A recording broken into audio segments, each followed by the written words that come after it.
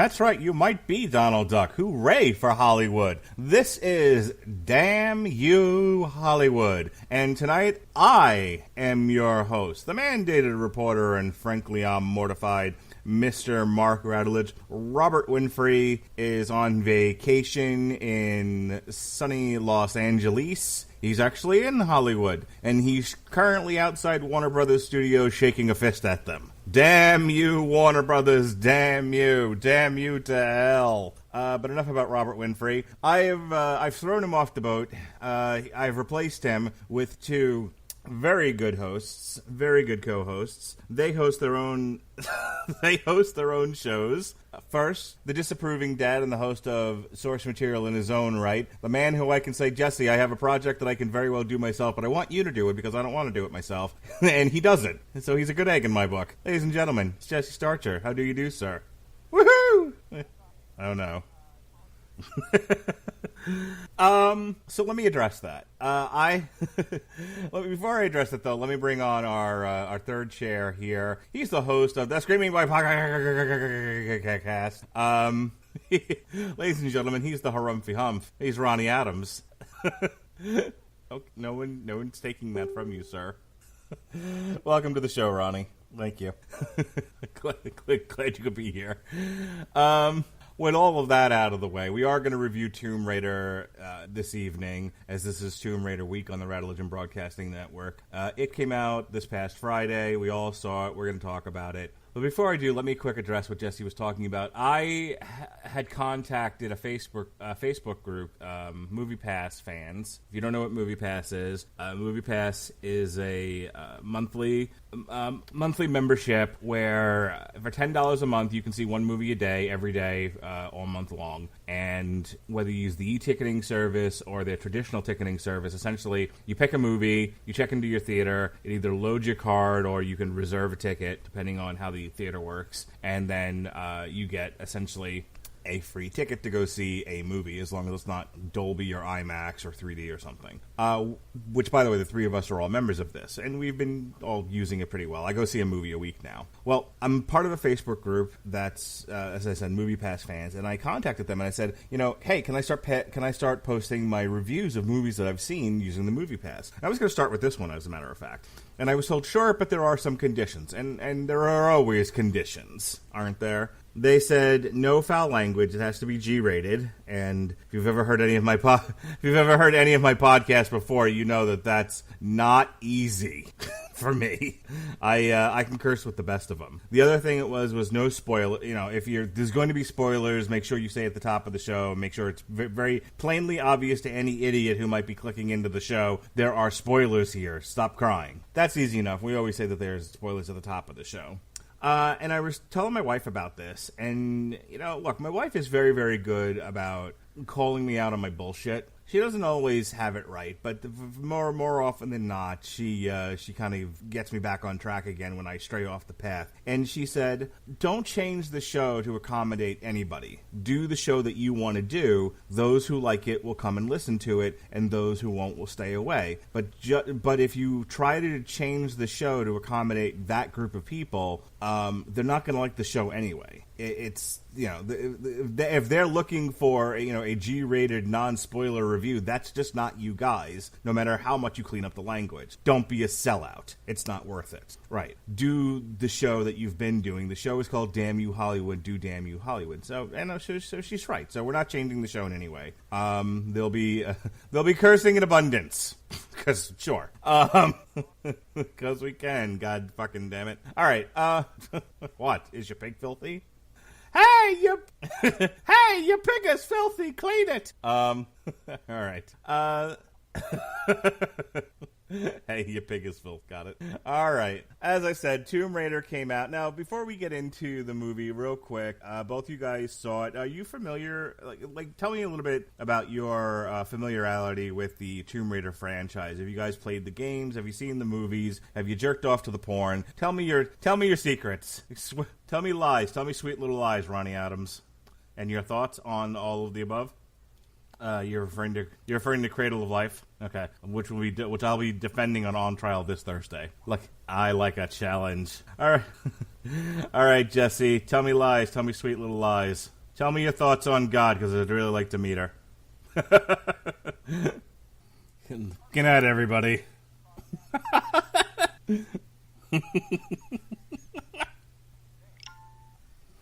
I may have played the games when I was younger. They didn't leave much of an impact on me, but I definitely watched the movies, and I'm revisiting them now in preparation for this week and on trial and whatnot. So let's get into the first part of our review here, which is the plot synopsis. And this is normally Robert Winfrey's job, and I always yell at him about, don't go into business for yourself when you're doing this. Just do a plot synopsis.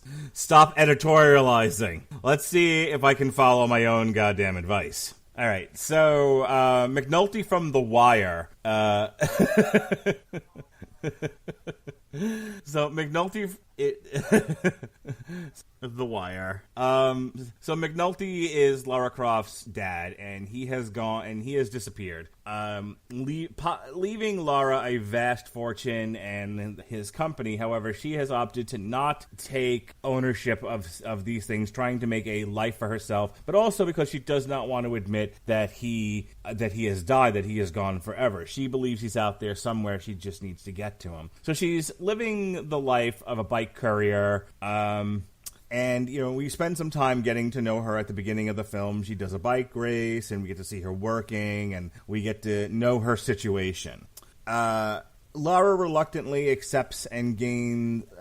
she's basically threatened that if you don't take your inheritance, then they're just going to start selling off her father's estate. So reluctantly, she accepts and gains access to her father's office, where she finds a pre-recorded message from McNulty detailing his research into Himiko, the mythical queen of Yamatai, who was said to command the power over life and death. And McNulty tells her, burn it all, burn everything, because he doesn't want this information and this power to fall into the wrong hands. Lara, being a stubborn child, does the exact opposite. She instead travels to Hong Kong to find the man who brought her father to the island, and she ends up finding his son. And they go off after a bit of a chase and a bit of a thing. They go off and essentially crash into the island.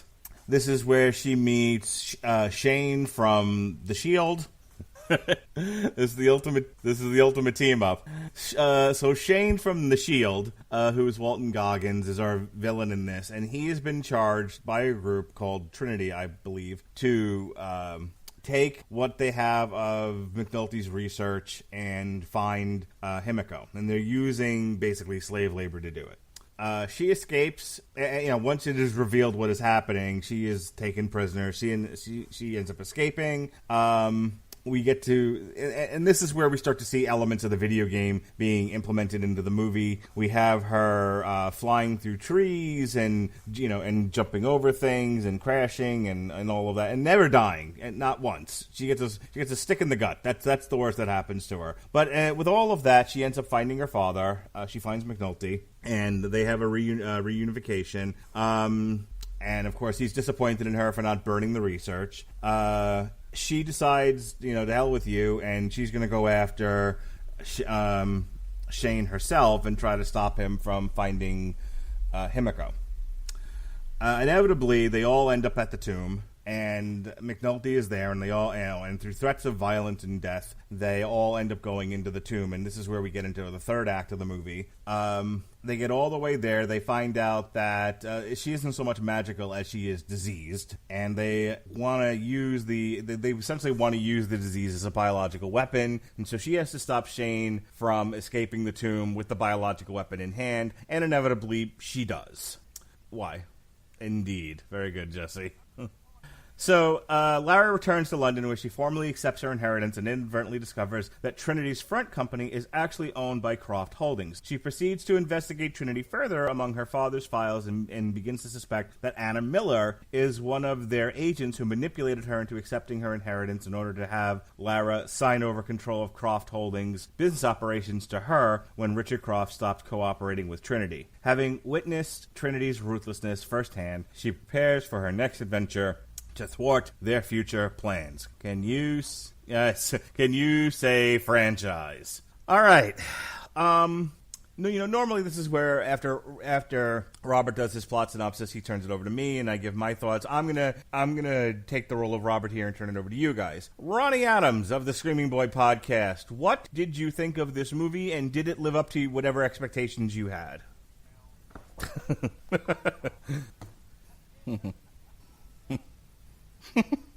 That was awesome. You shut your face. I certainly can. Did you think she was pretty?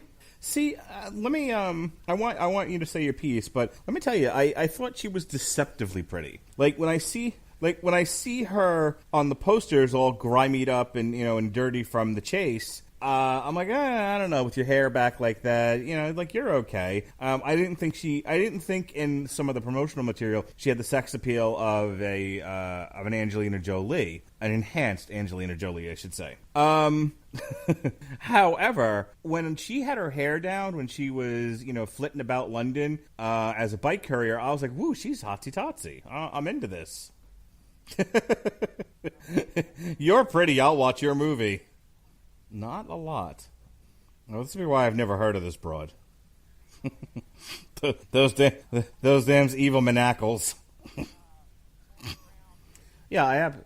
Let me tell you what I thought here. One, it's always very dangerous trying to adapt a video game to a movie, because the whole concept of a video game is you have to present these ongoing physical challenges to your avatar. That's the game. You're moving left to right, jumping over things and crawling under things and punching bad guys to get to the end. You don't necessarily have to do that in a film. And so it's trying to find that balance between, and then there's the idea of how much of your film do you want to look like the video game. And I'm always reminded of a online film reviewer who I used to watch. He's since gone into retirement, well, at least last time I checked. But I was a big fan of Confused Matthew for a time. And he would comment about how certain movies felt like video games that he couldn't play. And that was not a good thing. That was a negative criticism of a lot of the movies that he didn't like. So that's what I mean by balance. You want it to somewhat resemble the video game. You want there to be a nod to the video game without it becoming a video game that you're just watching someone else play.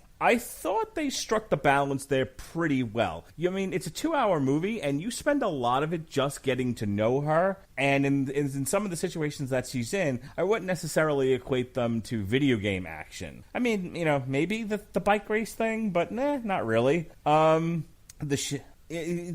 you really see that being the open to a Tomb Raider game? I did not. Oh, good. I just got a lot of copyright infringement notices. Yeah. Anyway, well, we played a lot of stuff that wasn't necessarily on the album. All right, I should stop looking at my email. All right. So I thought they struck a balance between nods to the video game and it just, and just giving you good movie action. I thought they spent a sufficient amount of time getting you to know this gal, figure out what her world is all about, who she is, what's going on with her. And I thought the motivation the motivations that she has made sense. She didn't want to give up the idea that her father had died. That she wanted to hold out hope that he was still alive, and so if she never claimed the inheritance, that at least in her mind, she could believe he was still out there somewhere. She just needed to find him. Let me ask you, did you guys think it was a little hokey how she started to go on that adventure, though? With the puzzles and everything. Okay. Here's where here's where I start to have a little difficulty with this movie. I remember walking out of it going, I was satisfied. Like, I didn't think it was like the best movie ever. I just, I thought it was an.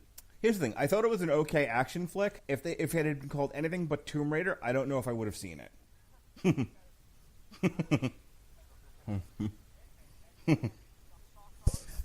No, okay, so a couple of things. One, why is this on the list for Damn You Hollywood? It's a franchise movie. And clearly, I believe this is Warner Brothers, yeah. Warner Brothers is going through their IP going, all right, well, we fucked the DC cinematic universe 8 ways from Sunday. Well, there's only so many Harry Potter movies we can make, and is Tolkien still alive? Can someone get J.R.R.? Oh, he's dead, damn it. Well, we're out of Lord of the Rings shit now. They're just, the Warner Brothers is scrambling to put together, franchises that would be competitive with Disney, that right now basically owns Hollywood, and Universal, which is a hot second place, sometimes in first place. It's like Disney and Universal in a constant battle for first place, and Warner Brothers just jerking off in a closet somewhere, trying to make itself feel better. Just looking in a mirror going, you stink. You're terrible. Nobody likes you. So clearly they were, they were looking through their IP and they were like, okay, let's try to rehabilitate the Tomb Raider franchise, especially with all the girl power stuff coming out now, and the popularity of Wonder Woman, and next year I'm sure Captain Marvel will be will be a phenomenon. If they don't mess it up, it'll be probably just as big a phenomenon as Wonder Woman and Black Panther were. So I think they were trying to jump on that bandwagon. With that being said, and here's the question I have for you, Ronnie, and I'm not really answering your question, Jesse, but I will. But in 2018, is anyone really looking for a Tomb Raider movie? I mean, I hate when reviewers say we don't need this, because we don't need any of these things. But I do have to ask, if you're a producer, if you're an executive at a studio, and you're looking around at the landscape of movies, what do people want? What do women want out there? Do we as a movie-going populace want a Tomb Raider franchise in 2018? Has not the time of the IP has not time passed the IP by? Warner Brothers. Oh, okay, I see what you're saying. Sorry.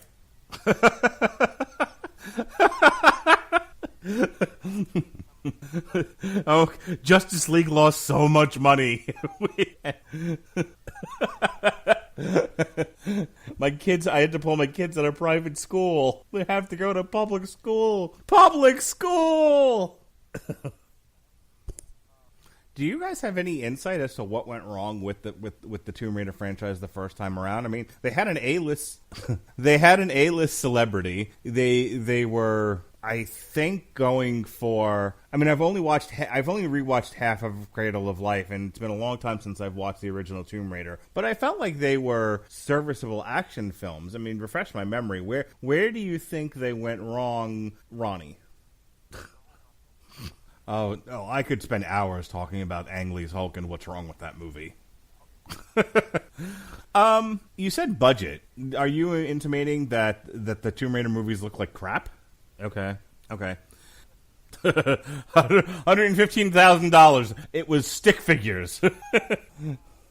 What? He did a great job with it. You mean the great ones? Batman Forever and Batman and Robin?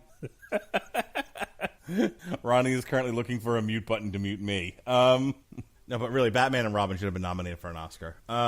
Joel Schumacher, you're my hero. Anyway.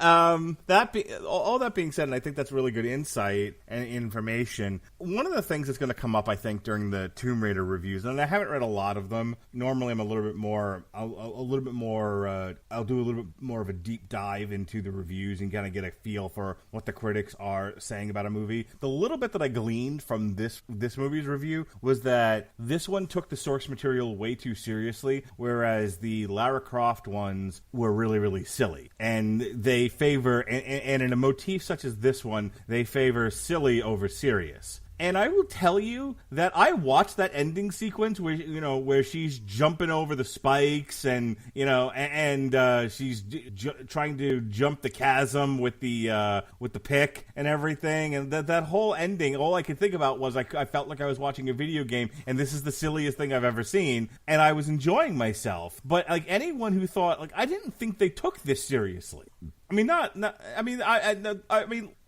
this wasn't Batman v Superman serious, where they were trying to promote the source material to a transcendent level and failing miserably. But I think that I don't think at all, and this is kind of be the last point of topic on this before we move on to the next section. I think the movie is successful in it being a basic adventure storyline where everyone seemed to be trying hard and believing in the material and giving good performances. I don't think there's a bad performance in this. All right, and with that said, we'll move on to the next part of our Damn You Hollywood show. Ladies and gentlemen, here come the money. Here comes the money. Here we go. Money talk. Here comes the money. Money, money, money. Dollar, dollar. Dollar, dollar. Alrighty, on a budget of almost $100 million, 94 to be exact, $94 million. We are currently sitting somewhat pretty at $130 million worldwide. Here in the States, it's so far made $25 million and change, and overseas it's made $105 million. I think it probably makes it to $200 million and dries up about there. It minimally profitable. What say you, Ronnie? I want you to reconsider your thoughts on that, because here's what it's got coming up. Here's the competition it's got coming up just in the next 3 weeks. Okay? Yeah. So that's where I'm getting my figures from. So this Friday is Pacific Rim and Sherlock Gnomes. Now you're like, wait, and Sherlock Gnomes? Hang on. You got to remember, your action movies, maybe not for kids as young as mine and Jesse's, but maybe his eldest child. But for an action movie like this, you are trying to bring in some of the adolescent audience, and so they're either going to see Pacific Rim or they're going with mom and dad and their younger brothers and sisters to see Sherlock Gnomes this weekend. And then the following weekend is Ready Player One. Yeah, it's fucked. So April 6th, there's nothing on my calendar other than a movie that I'm going to go see and to not review, just to go see it with my movie pass, Chappaquiddick. But Rampage comes out April 13th. And then the John Cena comedy, which apparently is getting rave reviews, Blockers, comes out on the 20th. Then again, we skip a week and there's not much happening on April 27th. Sorry, I take that back. There's a big movie coming out April 27th. You know what it was? On my calendar, it doesn't say in big friendly letters Avengers on Friday, because I have the time that I'm going to see it on Thursday instead. I take that back. So you've got Rampage, Blockers with John Cena, and then The Avengers. Tomb Raider doesn't have a chance. I think Rampage will own the theater for 2 weeks. The week that it comes out and the week after, because it doesn't have a tremendous amount of competition in the action genre. And then The Avengers will wipe everything out. In its path. Well, hang on. Let's see if Baywatch made any money. Baywatch 2017, because it doesn't. The quality doesn't matter. In a conversation like the one we're having, when you say, well, what was the last Rock movie that did poorly? A lot of his films are not great, but they do well. So like on a $70 million budget, it made almost $200 million. It did fine. No, it was. It absolutely was. It was an action comedy. A lot of chases. So Jumanji was a phenomenon. Baywatch made money. He was in The Fate and the Furious, and obviously that made money. He was in Moana. That made money. Central. Yeah, it's still making money. As well. Why? It was fun. I love the hell. All right, whatever, Robert Winfrey. What? You sure you can. You absolutely can. The one with Robin Williams or the one with The Rock? Yeah. So, real quick, like Central Intelligence, this movie with Kevin Hart. Yeah, I enjoyed it. I'm now.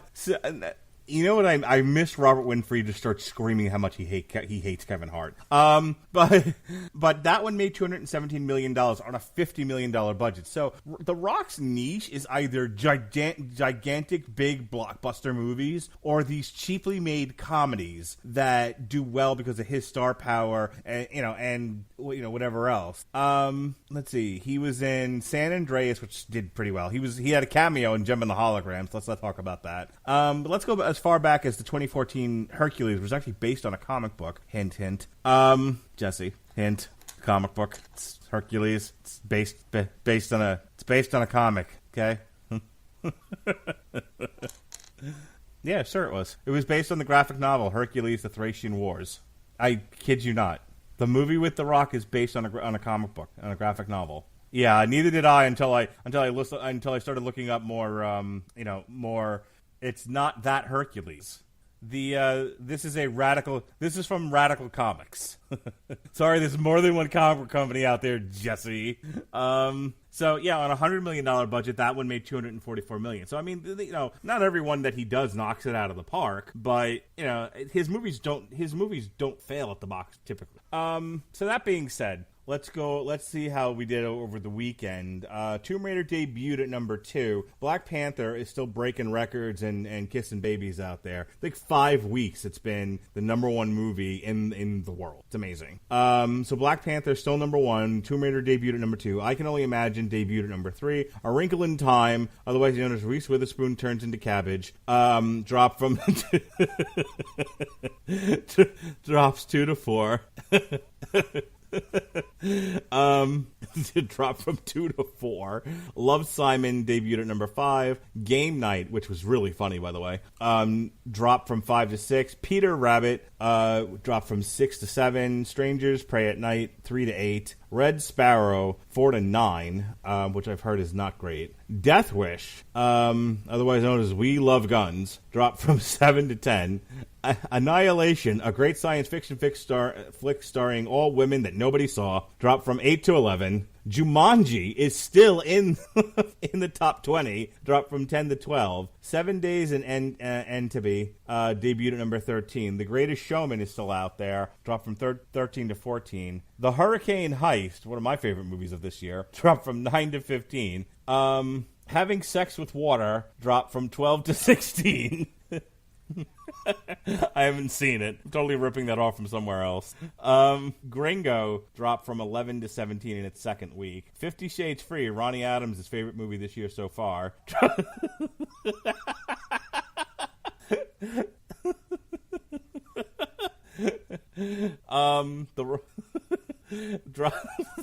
I can't continue. The Death of Stalin rose from 29 to 19. Thoroughbreds 15 to 20, and debuting at number 21 was Raid 2018. So here's where we stand worldwide for the year so far. Obviously, Black Panther is still number 1 with almost $1 billion, $2 million.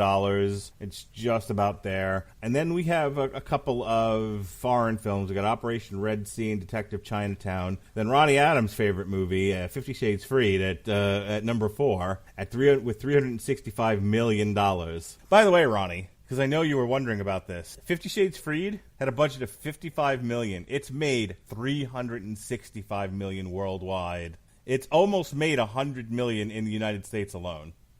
It must be. Hang on. Hang on. Let me go get my popcorn.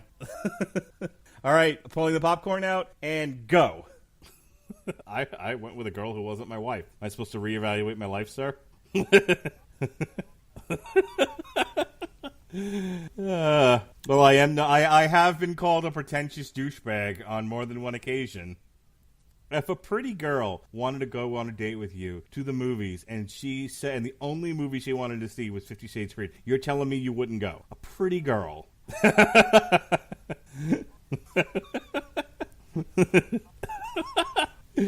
Everything else about this girl is perfect. Everything about this girl you love more than life itself.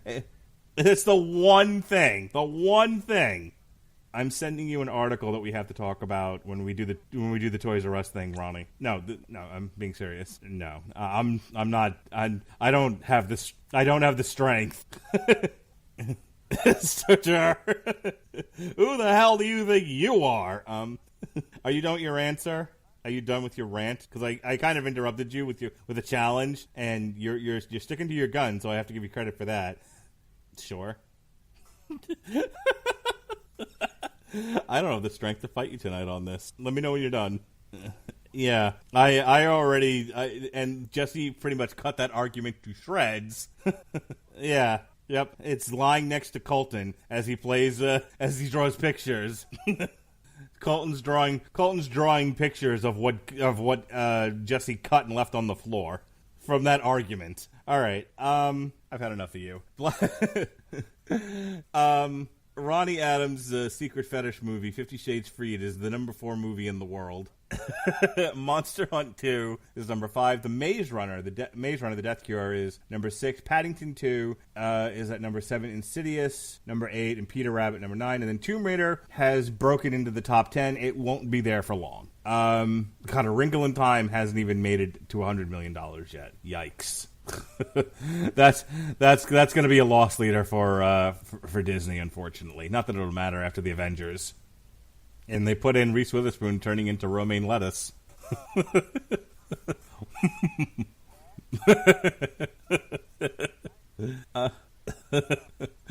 Does she know? I will tell you that looking at this top 10 list, there are only 3 movies that are north of $500 million. Everything in 50 Shades Freed isn't one of them, Ronnie, in case you were wondering. Everything else is less than actually $400 million. So I would imagine over the month of April and May, everything from 4 to 10 is going to get wiped out of the top 10 quickly. Not really, to be honest with you. I mean, I've talked about a little bit about it, but I mean, Robert Winfrey condemns me for having a movie pass because then I go see movies like The Hurricane Heist. You know! Sorry, he's a cat. Well, I'll tell you, I mean, to do this show costs me money because I'm not going to screeners. I'm paying for these movies. And my wife told me at the beginning of the year, she's like, if you're going to continue to do this movie review show, you need to get Movie Pass. Like, there was no real discussion about it. Now, she was like, I'm willing to accept the occasional Avengers, where, you know, I already bought my ticket for the Avengers. I'm one of those people who broke the pre-sale record. Because I knew I was going to go opening night. I knew I was going to go Thursday after work. So she was like, okay, every once in a while for a movie like that, like, I can see you buying your ticket ahead of time. But for all these other movies that you go to, she's like, they're not all Star Wars. They're not all going to sell out. There's no reason why you can't do Movie Pass and save this family the hundreds of thousands of dollars you're spending at the movie theater for your podcast that generates a 10-cent return. So I was like, good point. Dude, my parents go to the movies once a week, same as I do. I go every Friday night. They go, I think, every Wednesday afternoon. They both have a movie pass. Yeah, they see everything. You know, like I said, Chappaquiddick comes out in a couple of weeks, and that's not a movie I would have gone to see because it's not a movie that I would review with Robert Winfrey because I'd like to torture him. And that would.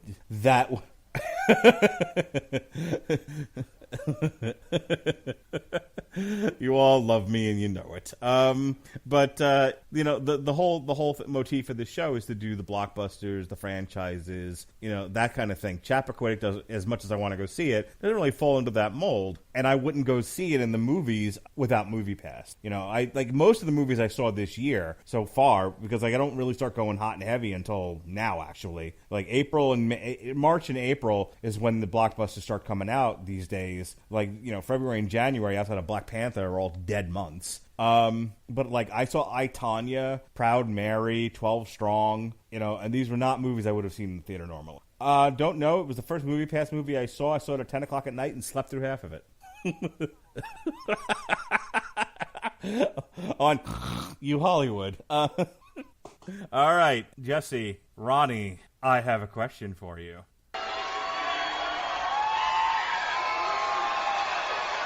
Are you ready? No! I said, are you ready? No, God! No, God, please, no! No! No! No! All right, right, here we go. If you've never listened to a Damn You Hollywood, boy, did you pick a weird one to start with. But if you've, but if you have never, yes, sir.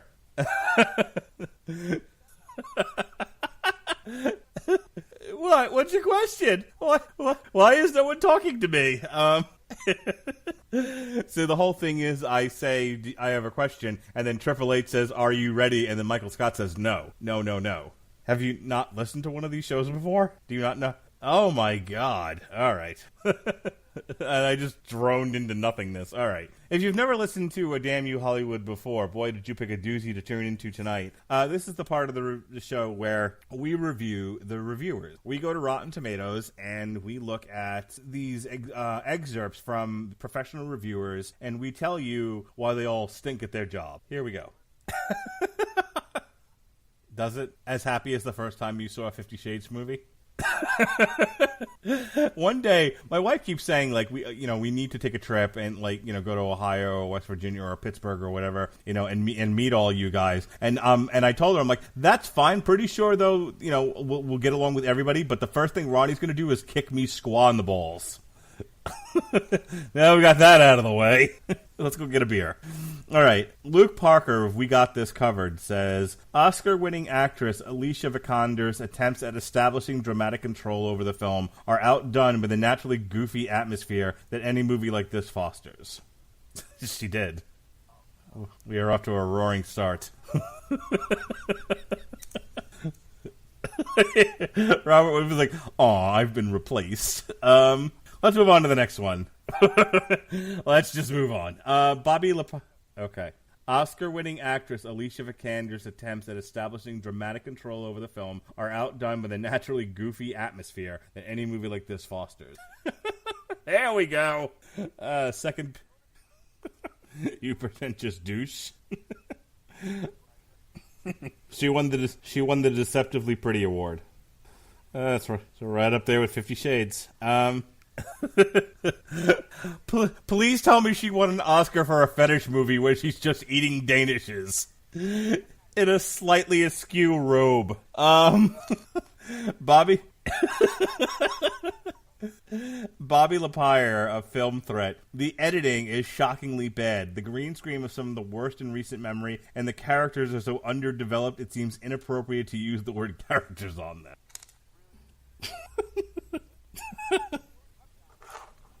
No, I mean, again, I saw Reese Witherspoon turn into lettuce. It was not believable.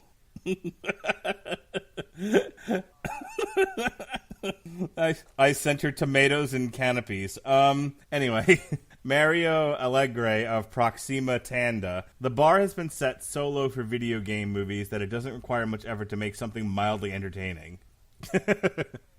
All right.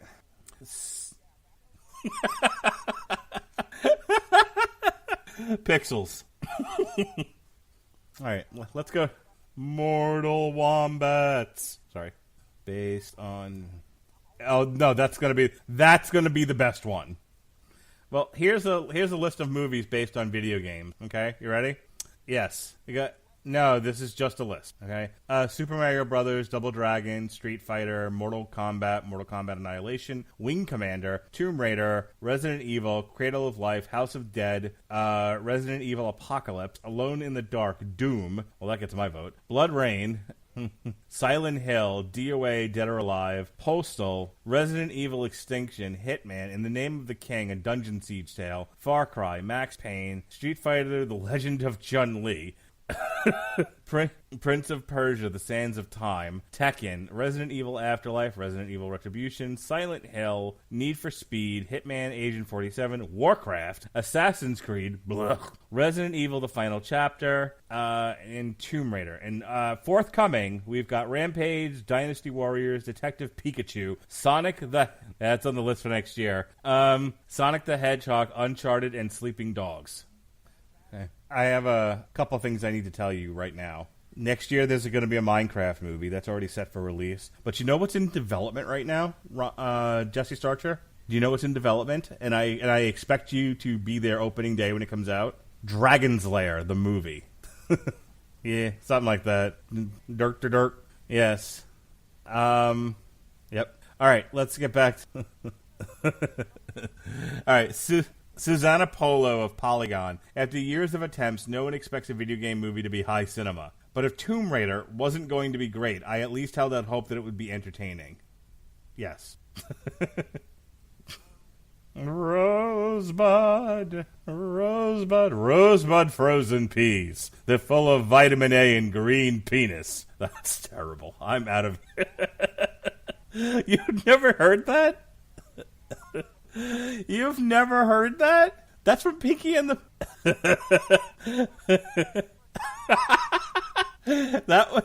That's from Pinky and the Brain. Yes.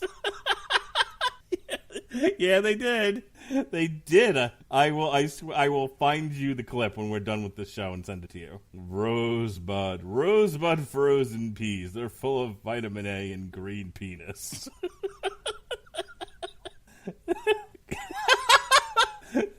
Isn't it awfully nice to have a penis? It was a pun, Jesse Starcher. They got away with a lot of that shit on that show.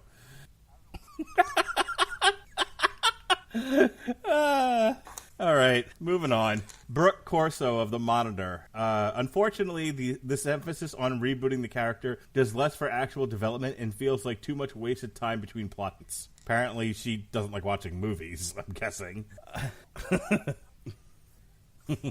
Well, if you like that one, you guys are going to love this next review. Graham Tuckett of Stuff.co.New Zealand. While Vikander may bring it physically, she totally lacks the chemistry of a lasting matinee idol. She never makes us laugh, and for a film called Tomb Raider, that really is missing the point. Because as we know, Tomb Raider is this raunchy comedy. Yes. Okay, here we go. He gave Game Night a 3.5 out of 5. I'm reading it. Yeah. No, not in that excerpt. I don't know about you, but I saw Schindler's List. I couldn't stop laughing. The belly laughs, in Schindler's List. Matt Goldberg of Collider. Boo, we hate Collider on this show. Rora Uthang's movie is a constant drag, always leaning into the seriousness of the story, but rarely finding the joy in the journey. Who's eating chips? Don't do it into the microphone. All right, that one. Go. Yeah. Shots fired. Nick Vidala, Philadelphia and Daily News.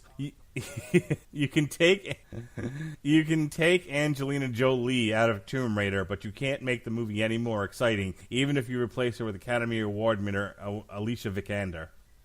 Yes. I want action tonight. Satisfaction. All right. All right, last one of the night here, and I'm curious to see how you guys are going to handle it. Dana Barbudo of the Patriot Ledger. Let's hope the next script can match Lara's strength and newfound badassery. Otherwise, let's lock the crypt and throw away the key. Actually... this is actually going to be the last one because this one's hilarious, and then we're going to go. Tara Brady of Irish Times. One can only assume this is Alicia Vikander's anniversary gift to Michael Fassbender so that he can feel a bit better about the underwhelming Assassin's Creed. Yeah,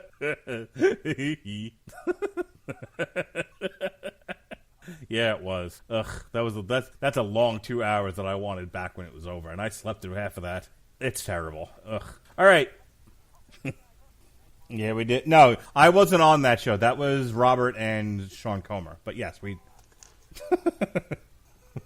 All right, folks, that brings us to the end of our review. I want to thank Jesse and Ronnie for agreeing to do a commentary track for the 50 Shades Free trilogy. And, wait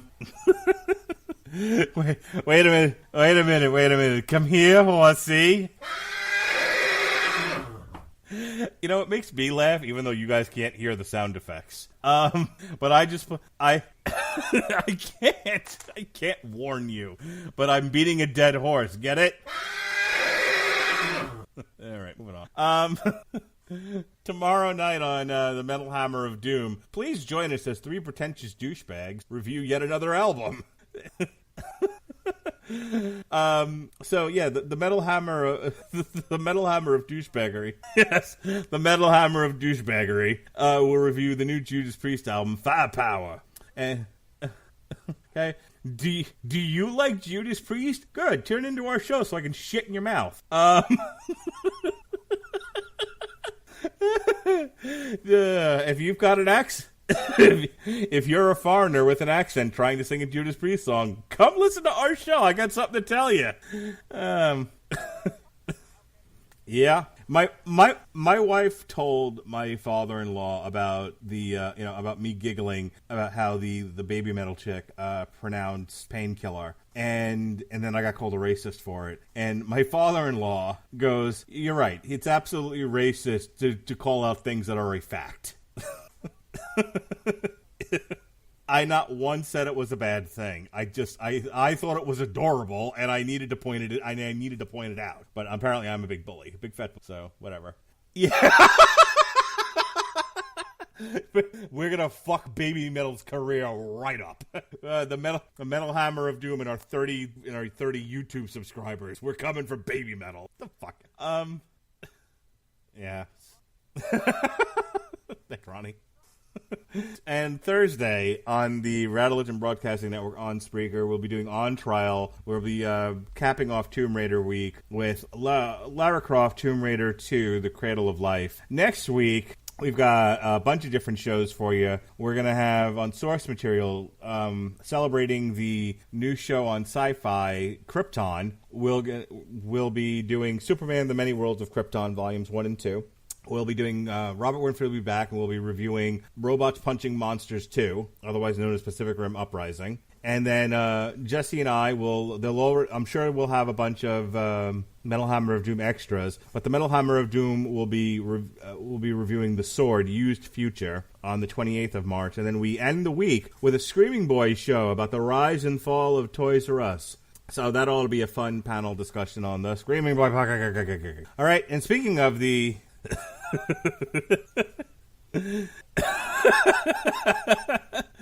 and speak Ronnie Adams of the Screaming Boy podcast. I've already plugged your next show, but why don't you go ahead and tell people what the Screaming Boy is all about and where it can be found outside of the Radulich Broadcasting Network, sir? No, that's my job. I love that story.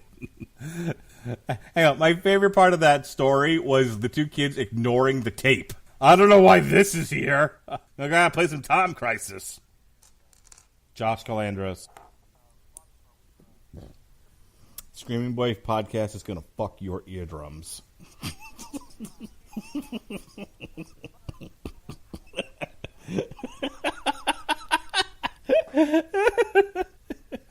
All right, and speaking of fucking your eardrum, Jesse Starcher, go ahead, do your plugs. I have corrupted Jesse. Woo! All right, once again, thank you, Jesse. Thank you, Ronnie, for putting up with my shenanigans tonight and reviewing thank you, and reviewing Tomb Raider with me. This has been the Radulich Broadcasting Damn You Hollywood review of Tomb Raider. We'll be back next week to review Pacific Rim Uprising. Be well, be safe, and behave. Don't talk, Ronnie. It's theme music now. This is outro music. We're playing music. There's some music.